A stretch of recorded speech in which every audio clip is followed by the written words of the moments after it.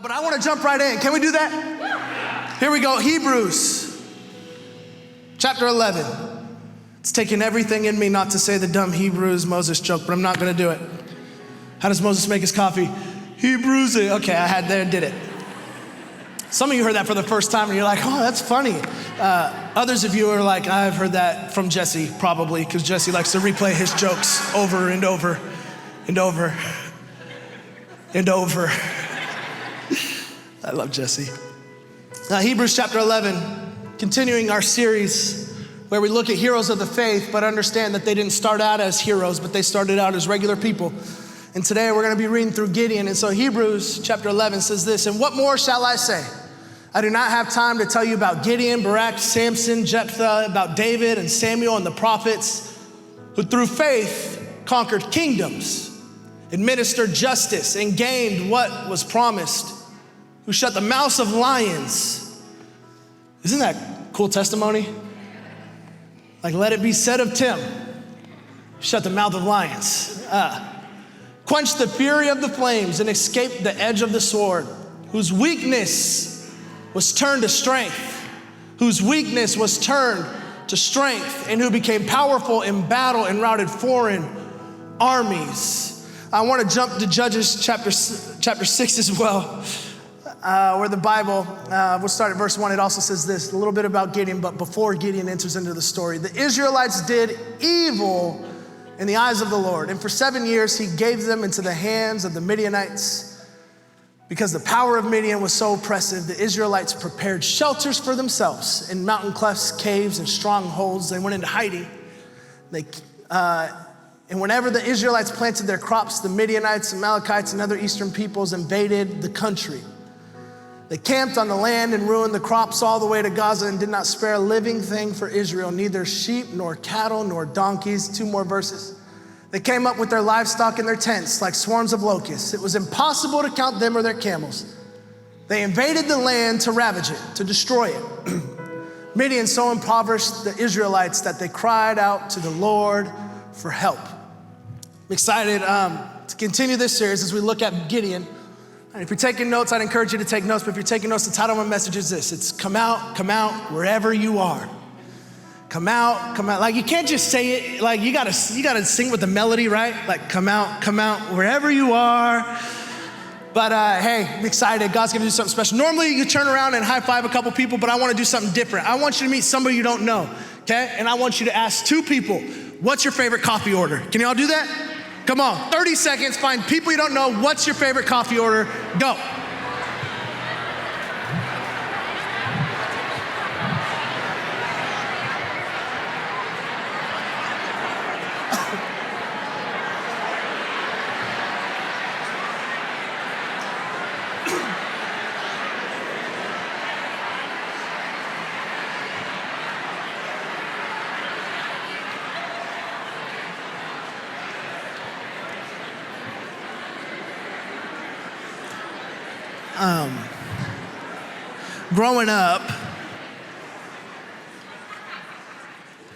Growing up, I'd like to play this game.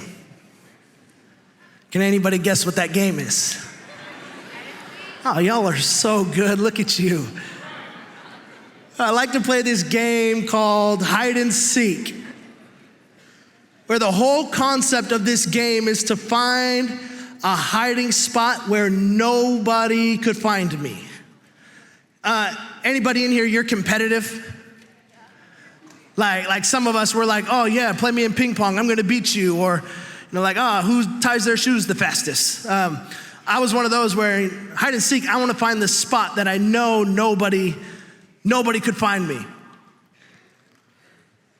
But the whole purpose of what I wanted to do in hide and seek was I had the intention of not being found. But many people, surprise, gotcha. That was fun for me. But many people in their Christian life, what they do is they come into the Christian faith and they have a whole intention of never being found. They have the intention of never being seen because they want to be hidden. What happens is we hide in the distraction of busyness. We hide behind social media. We hide behind our to-do lists. We hide behind the idea of achieving and succeeding and trying to please everybody that's around us. And we hide. What happens is we see that everything else has priority in our life except for Jesus. What happens is if that's the way that we live our life, when we play hide and seek with God, what we'll see is we'll see that we're stuck in survival mode. See that if you decide to play hide and seek with God, what you're gonna find yourself in is this place of being in survival mode. Here's what I mean. When I first became a single dad, I had my 3-year-old Zara and my 1-year-old Milan. And for some reason, I thought it would be a really good idea by myself to take my 2 little babies on an airplane ride from Tampa Bay all the way to Portland, Oregon. 6-hour plane ride. Just me. I'm like playing zone defense against these 2. I can't play man-to-man, I gotta have zone defense. But I thought it was a good idea. My oldest got dedicated as a child at a church that some of our family were the pastors of. So I was like, I wanna take Milan, I wanna get her dedicated, I wanna go to the same place. And so thought it was a good idea. I'm gonna take my girls, we're gonna go get Milan dedicated, and we're gonna go to Portland, and I'm gonna take them on the plane ride. I was like anybody in here, you're like, oh yeah, I can do anything. Like you just have that mindset where you're like, I can do all things through Christ who strengthens me. So that was me, and I was like, I'm gonna take them. So I decided that next morning, we woke up, put the girls in the car seat, put everything in the car, drove to the Tampa Bay parking garage, which, by the way, in case you're new here, Tampa Bay's airport is way better than Orlando's airport, okay? Pay the extra money and go to Tampa. Let me just say that. Ignore the traffic, just go to Tampa. And so we're in Tampa, and then I realized once I got out of the car that this was gonna be a lot more difficult than I anticipated. I get my 3-year-old out, and she's already trying to run around. I'm grabbing her, Zara, get back over here. I grab Milan out of do the thing where I take her in her car seat, and then I put her in the stroller, and Zara's still running around trying to grab her, stay here. I grab the big old suitcase that we have. I grab the pack and play, and then I realized I still have to grab Zara's car seat. So when I got Zara's car seat, I don't know how I did it. You know those moments where it's like, I have no idea how I did it, but I did it?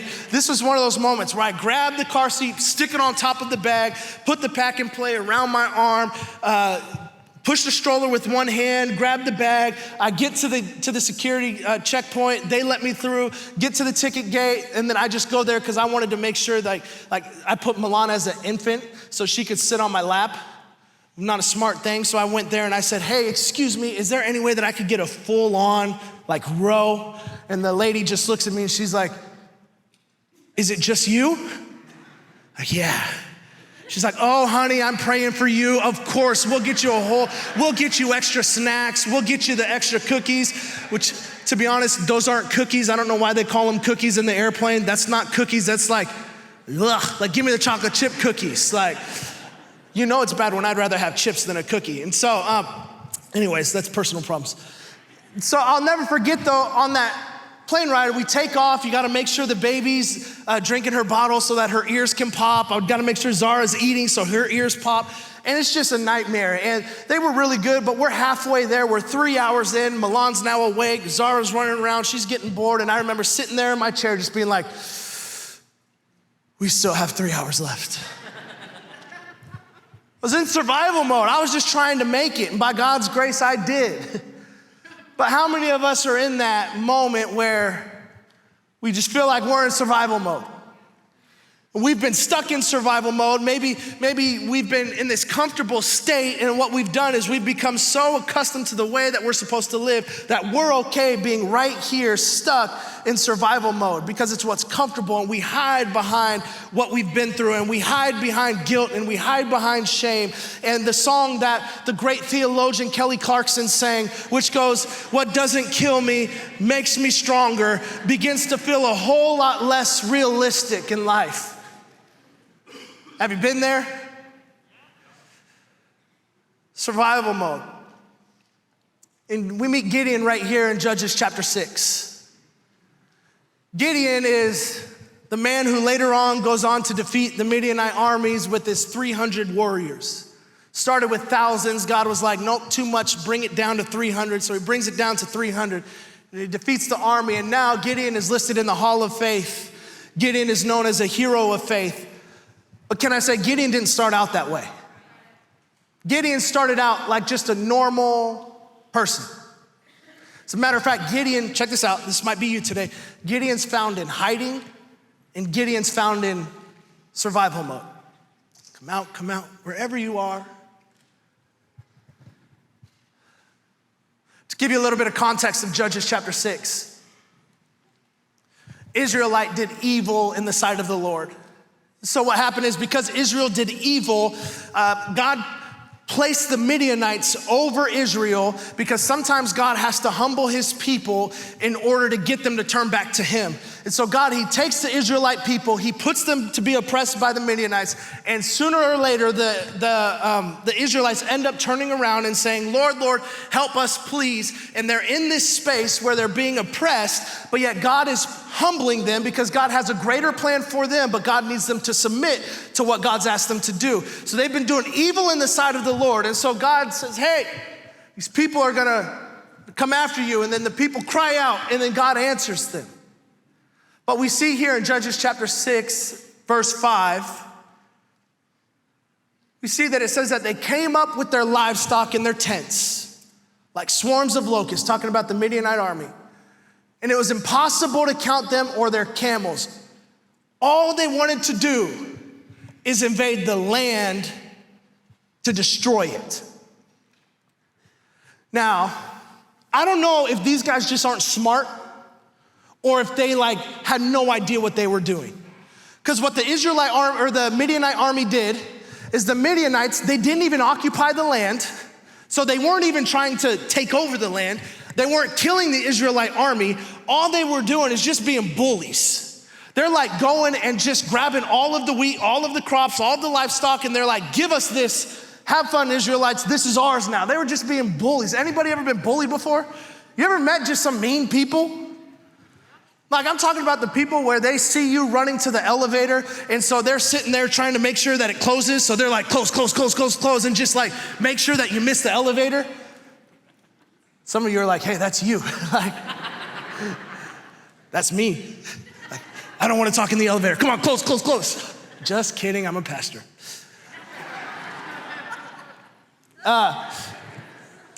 Mean people, you know the people that whenever you kindly, you're like, I'm in a good mood today. I'm gonna let somebody in right here at this light.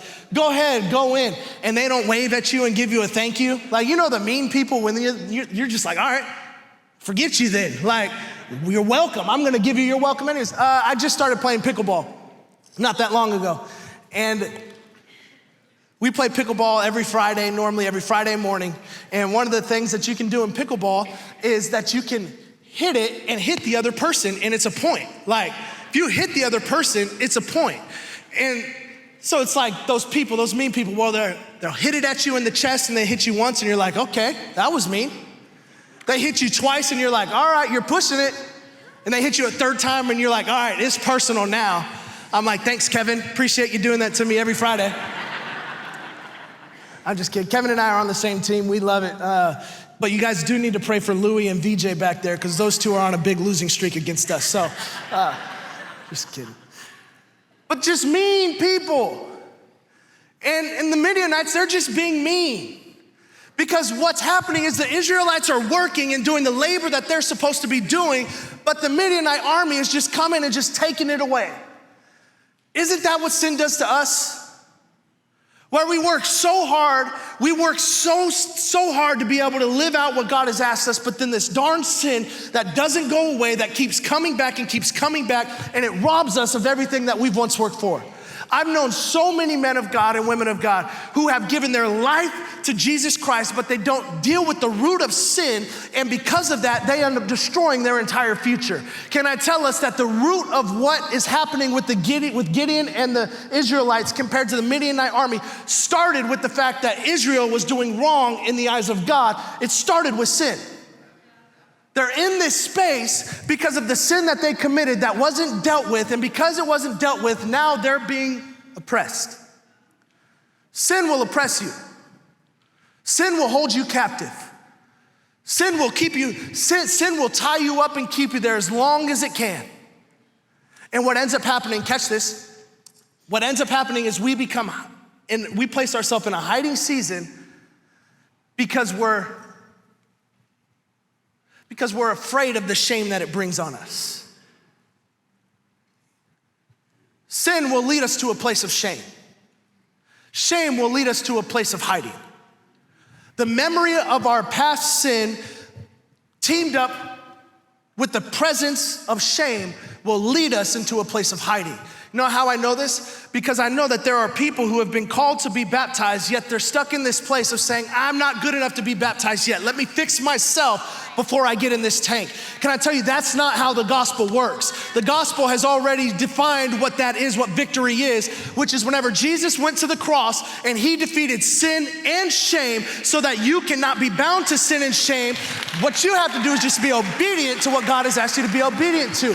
Some of us, we're stuck in sin, and because of that, we feel like we can't serve. You hear us talk about all the time where, hey, we are a serving church. That's our discipleship model. We are serving church. But what ends up happening is we got people who say, let me clean myself up before I start serving. I love it. We had a meeting this last Tuesday with our North Campus, and we stood up at the front of that meeting and said, hey, everybody in this room shouldn't be a Christian.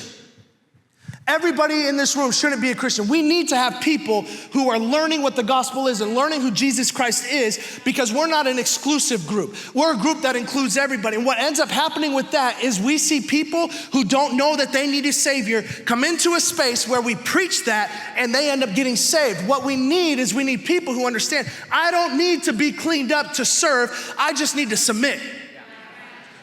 We need people. It's time to come out of hiding. It's time to start serving. It's time to get plugged in. The memory of the past and the fear of the future of again leads us into hiding. See, the thing with Gideon understood that if I plant my crops, the Midianite army is just gonna come back again and destroy it. They've done it before, they're gonna do it again. And it stops Gideon in his tracks and leads him to a place of hiding. Can I ask us, how fearful are you that something that was once you sought after was something that ended up hurting you, and because of that hurt, you're fearful to give it another shot? And you've placed yourself into hiding. What do you mean? Some of us, you've started a business before and it failed, and so now you're in hiding because you're afraid that you'll fail again and your family will look at you as a failure. Some of us, we've been hurt by the church. We've been hurt by a person in the church. And what ends up happening is that's now our view of church, and so we're afraid to go all in this place because we're afraid that if it happened then, it can happen again. So I don't want to serve all the way. I just want to kind of sit in the background and hide. So we're afraid of what could happen again. Can I get a little vulnerable? If you know my story, you know that a few years ago, I was in a divorce. And can I tell you that there is a fear of that happening in my life again, where there has been times where it's stuck in my mind that as I am sitting right there, that I think about the fact that, man, I failed at it once, man, there's a chance that I could fail at it again, so it stopped me for a long time from entering into a relationship. What are you hiding from? Are you hiding from the fear of again? Because if it happened and you opened up yourself once before, it could happen again. And it leads you into a place of hurt, and it leads you into a place of hiding. Anybody with me? Hey, shout out to the tennis team that's here today. I know that you guys are here. Welcome, glad you're here. What college is it again? Crown College. With Amanda and Dee, we love you guys. It's in Minnesota, right? Minnesota. Stop, Tim. Okay. My girlfriend's Australian, so I've been really working on my Australian accent. No? All right, I'm not gonna do it. Tiny female. Okay, all right. It's a golfer. Anyways. So we find Gideon here in Judges 6, chapter 11, or verse 11, hiding in survival mode. I want to read it because this is where he's introduced. The angel of the Lord came, sat down under the oak in Ophrah that belonged to Joash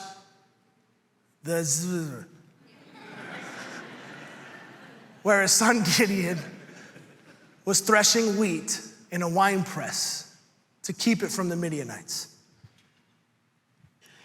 I know you can't tell, but I'm not much of a farmer. That was funny. You guys should have laughed at that, all right? I'm not a farmer, so I don't know much about farming. But one of the things that I know through the study of this text is that wheat wasn't supposed to be threshed in a wine press. A wine press is not where you thresh wheat. The reason for that is because you thresh wheat, oftentimes you do it on top of a hill so that the wind can blow away the chaff. And what happens is you press wine down low in a dark, damp space where it's cold. So what Gideon is doing, Gideon is hiding in this moment in his wine press, threshing wheat. It's not what you're supposed to do, but he's doing it there because he understands that it's a safe place, but what he doesn't understand is that it's not efficient. That place was safe for him, but it wasn't efficient. He's supposed to be threshing wheat up here, but instead he's threshing wheat down here. And here's the problem with allowing fear to stop us and to put us into a hiding place.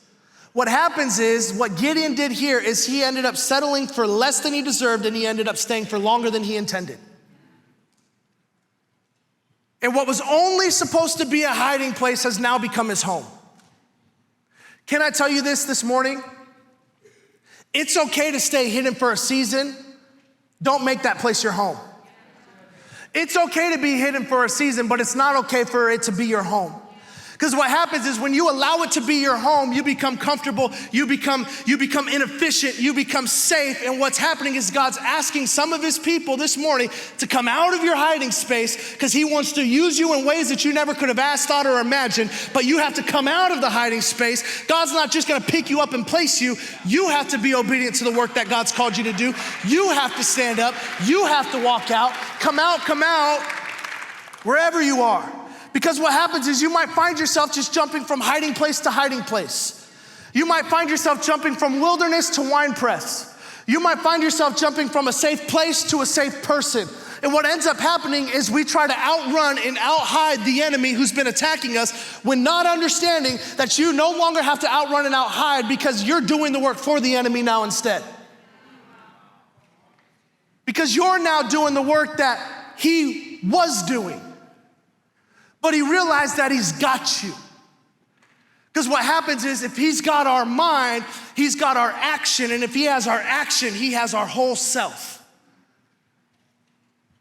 What's happening is we have people who are trying to outrun the enemy when you're actually doing more damage for yourself than if the enemy was even trying to do it.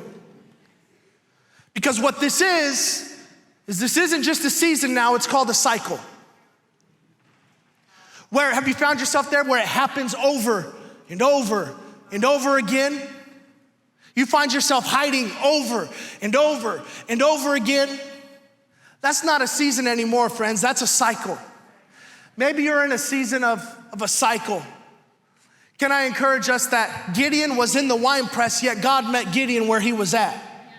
And the angel of the Lord here, it's actually already God. It was God before Jesus came. And he came and he met Gideon right where Gideon was at. And I don't know about you, but I'm grateful that we serve a God who meets us in our hiding place, who meets us where we are at, where we don't have to freshen ourselves up and look pretty for Sunday church, but he meets you right where you're at. And here's the thing that some of us need to understand. We need to understand that just because we're hiding doesn't mean that God can't speak. Just because you're hiding doesn't mean that God doesn't want to use. God wants to speak to you. And here's what I love about God is God will turn your hiding place to a secret place.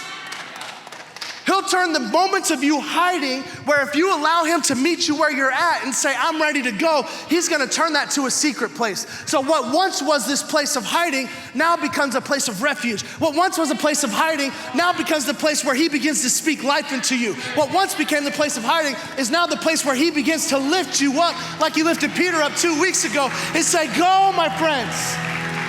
This is what you're called to.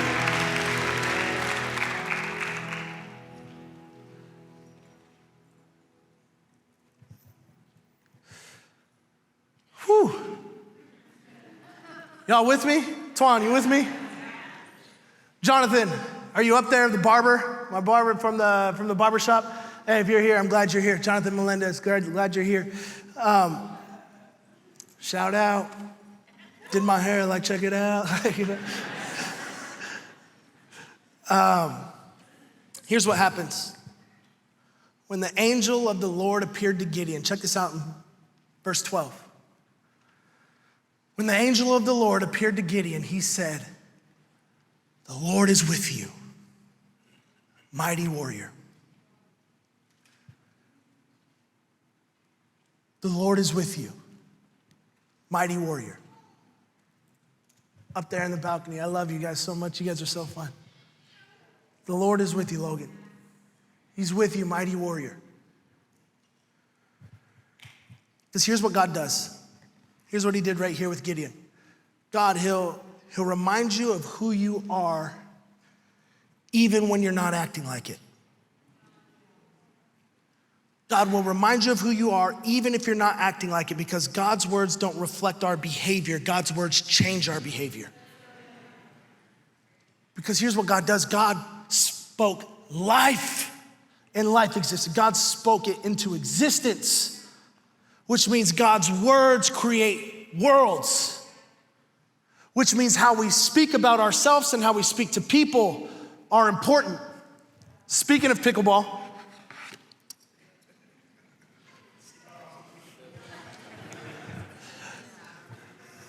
oh, come on. This really is no use for right now. I just wanted to show it to you guys, okay? It's beautiful.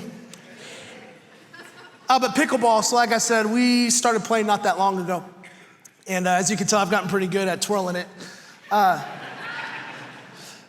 But recently I've been playing, Elise, my girlfriend, and I, we've been playing. And one of the things that I found out about us and our differences, when we play together on doubles, because you can play doubles or you can play singles, when we play together on doubles, Elise will often, she'll be playing pretty poorly, but she'll talk to herself like she's playing great. Hit into the net. Oh, that was a great try. Next time. Meanwhile, I'm standing over here like, come on, Tim, be a good one. Great job. Like, our first big fight happened on pickleball. So, but what I've learned about myself is I'm actually the opposite, where I could be playing decent, but I talk to myself as if I'm playing really bad. And what I realized is that I don't just talk about myself like that when it comes to sports. I talk about myself like that when it comes to life.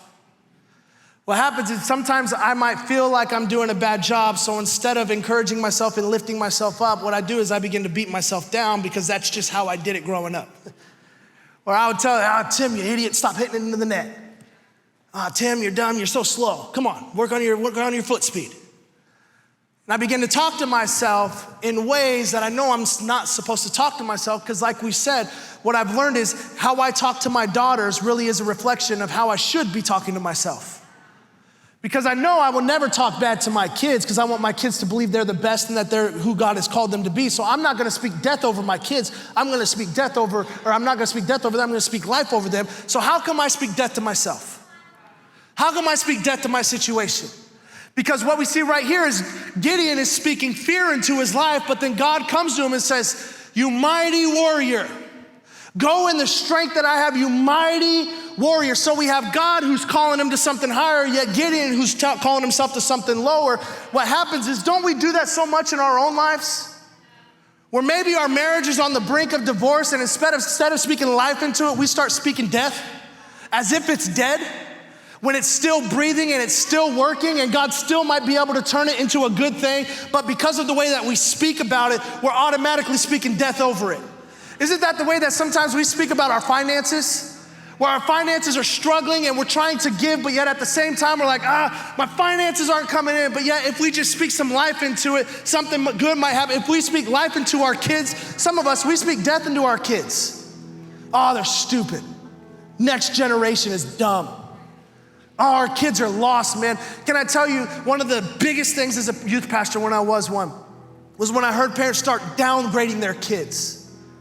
Because that's not what we're called to do. We're called to speak life into it. And what happens is when we speak life into something, we begin to breathe life into that thing. And when we breathe life into it, you might know that Jesus is just gonna show up. Because what happens is that when Jesus shows up, it doesn't matter what it is, even if it feels like it's on life support, when Jesus shows up, things shift and things change. If Jesus is life, don't call something dead that Jesus is in. Because there's life. Jesus is in it. But we give up too much. And here's the thing about Gideon. Gideon can't hear God over the noise of his own experience. God is calling him to something higher, and yet Gideon he can't hear God because of his past experiences. Here's what I mean. In Judges chapter 6, verse 13, we're gonna continue on. Gideon says this, he says, pardon me, my Lord. So great manners, great parents growing up. Pardon me, my Lord, Gideon replied, but if the Lord is with us, why has all this happened to us? Where are all his wonders that our ancestors told us about when they said, did not the Lord bring us up out of Egypt? But now the Lord has abandoned us and given us into the hand of Midian. The Lord turned to him and said, go in the strength. Now check this out. He's just complaining to God. Then the Lord came back to him and said, hey, go in the strength that you have and save Israel out of Midian's hand. Am I not sending you? Pardon me, my Lord. It's me again. How can I save Israel? My clan is the weakest in Manasseh, and I am the least in my family. Who told Gideon that? Who told Gideon that his family was the weakest in Manasseh? Who told Gideon that he was the weakest in his family? Who had the authority to tell Gideon that?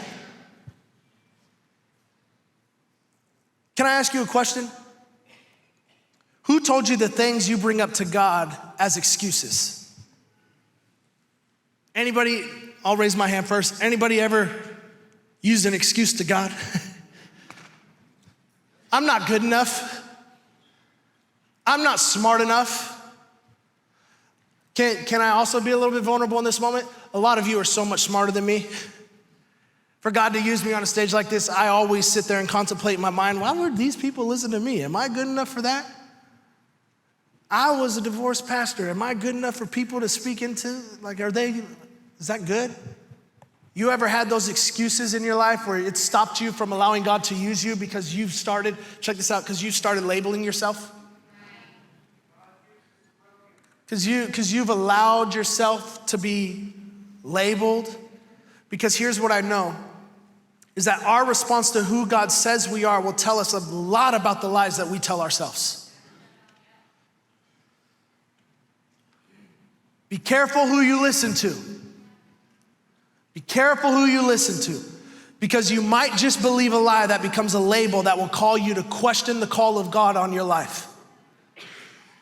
Can I be honest? Our world doesn't have time to allow the people of God to question who God has called them to be because of what somebody else says. Can I tell you that we don't have enough time on this earth to allow people to dictate who we are called to be when God has called you to something higher? Can I be honest? Here's the thing that I know about the enemy. The enemy, he has to ask residents to speak into your life. And when you do, what it means, if he has to ask permission, you can tell him no. So when the enemy tries to tell you the lies, because what he's really good at is twisting truth around, if he tries to tell you lies, church, can I tell you that you can tell the enemy, you have no permission into my life. You don't have permission to speak into my mind. You don't have permission to tell me about labels. You don't have permission to tell me who God has called me to be. Get down. But here's the thing that I know. The thing that I know is it's not often the labels that other people place on us that we listen to the most.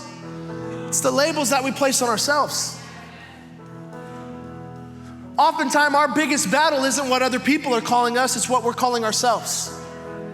It's what we're telling ourselves. Because like I said, the enemy's greatest lies are often rooted in truth. Because if he can get you to if he can twist the truth around a little bit and get you to think that it's truth when it's really a lie, he begins to do work and place thoughts and seeds in your mind that if you continue listening, it's just gonna grow and grow and grow and grow. Your loudest label is the one that you choose to accept. But here's what I love about God. God's a genius, man. Some of the stuff that whenever you read, you're just like, man, he is so smart.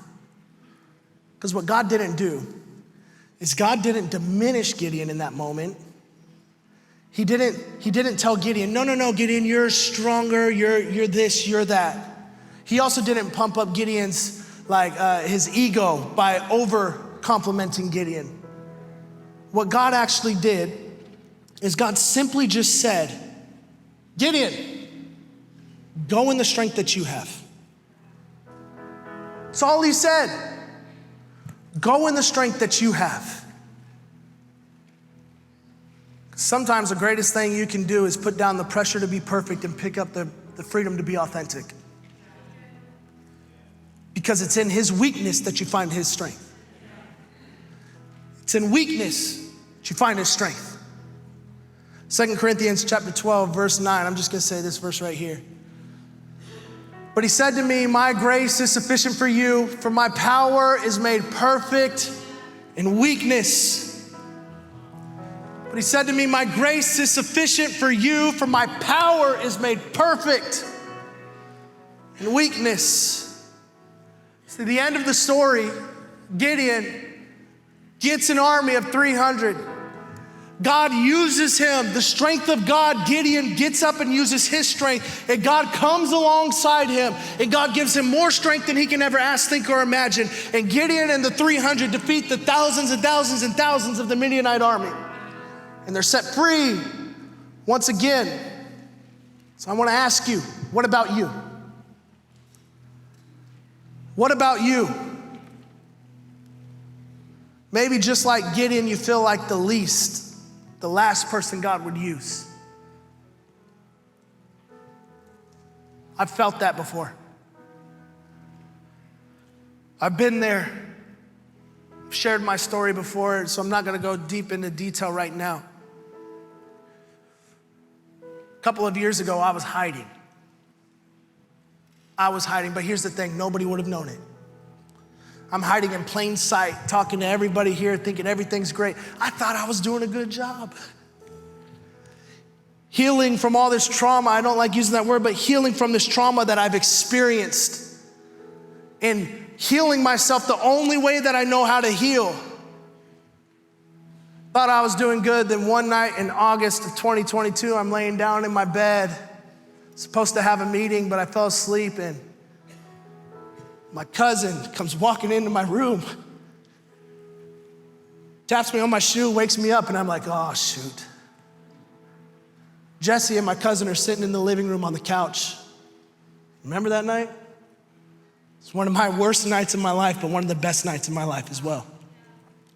I'm sitting there, and my cousin and Jesse begin to expose the things that I'm hiding. And they begin to expose coping mechanisms, which in the real world may not look bad, but it was bad for the calling that I have, because what I was doing is I was hiding behind fitness. I was hiding behind isolation, and I was hiding behind the pulpit. Because you know, one of the easiest places for a pastor to hide is right here. Separation. Because when we're up here, we feel validated. Like Kevin said not that long ago, when I go home, my kids don't listen to me. Up here, I ask you guys to stand, and you stand like it's amazing. Kids don't even do that for me. So we can hide behind here. What happens is they began to expose some things, but isn't it funny how God will find ways to humble us, just like the Israelites, to turn us back to Him. So I'll never forget that day. I'm hiding, and they begin to expose this stuff. And can I just be honest? Like, it was really hard. It's been the hardest 3 years of my life, but I finally see the light at the end of the tunnel, because I'm recognizing that it's not about the strength in me, but it's about God using me and God placing His strength in my weakness. But can I tell you this? I'll just get really honest. It's really difficult to heal in the place that you were hurt. Church didn't hurt me, but the church saw my marriage. For me to have to walk through that and try to heal in the place that it happened was difficult. It was hard to begin a new healing season while being around people in the old season who saw me at my worst. Lisa and I were talking the other day, so she's fine that I say this, but it could be difficult sometimes to worship next to my girlfriend in the same place that I used to worship with what was my wife. It's difficult. So all I would do is I would try to find a way to hide, because hiding is what worked, but I didn't know I was hiding until I had friends who came up and pulled me out and said, it's time to get out of hiding. But here's the thing, it's hard to come out of hiding when you've been hiding for so long. You ever been playing hide and seek and you've been hiding and they haven't found you, so you get up out and you're like, you go and you find your friends and they're already on to a new activity, and you're like, hey guys, I've been over there. Like, you're already playing basketball, now I have to wait a game to get in. Like, it's just can be awkward. And the thing is with hiding is we can hide for so long that it's easy to justify that we're okay just hiding. So here I was hiding, and I had friends that pulled me out of the pit. They said, Tim, you're not supposed to hide. You're not called to hide. You're called to more, but if you keep going in the path that you're going, you're not gonna sustain in ministry. You're not gonna make it in ministry, Tim, if this is how you're gonna live. You need to come out of hiding and expose yourself and let people in. So then I started a journey with the strength that I have. But the beauty of God is that when we go, He shows how strong He can be.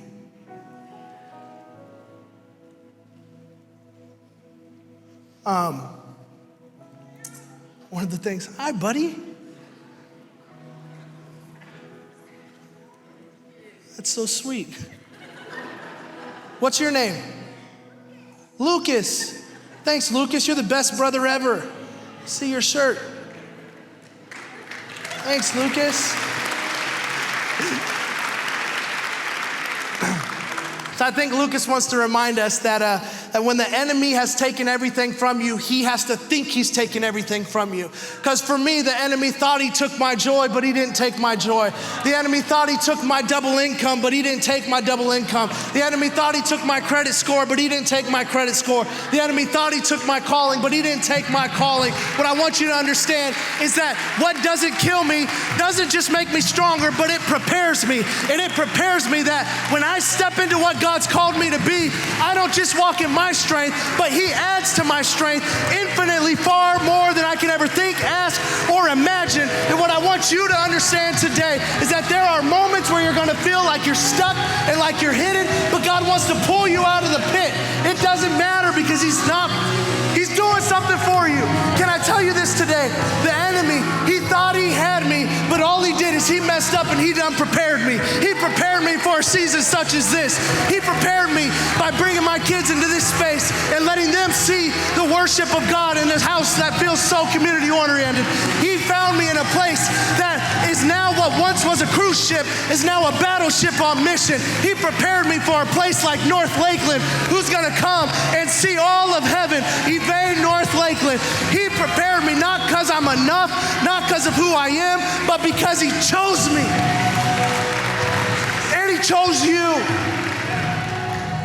In closing, we've got 7 baptisms. But before we get there, here's the part, don't leave, you're gonna miss it. At the end of hide and seek, when you're hiding and everybody gives up, ready, Isaac, Jay? When everybody gives up, the person who gives up says, come out, wherever you are. And what it does is it gives permission for the person hiding to stand up and to be found and to begin to do what they're supposed to do. Can I tell you that my job today as a pastor on this team is to say to our church, to the church for the one, come out wherever you are. For those who have been hiding, come out wherever you are. For those who have been shameful to get in the tank, come out wherever you are. For those who are struggling with your identity and you've allowed the label of the enemy to stop you, come out wherever you are. For those who have said no to North Lakeland, but God has called you to North Lakeland, come out wherever you are. And for those of us in here who haven't said yes to Jesus yet, we're gonna present an opportunity for you to come out wherever you are. It's like I said, God meets you right where you're at. You don't have to be all pretty and dressed up. Expose yourself to who you are. Just say, God, use me. I'm a broken person. Use me. If God can use a divorced single dad pastor up here on staff, God can use you.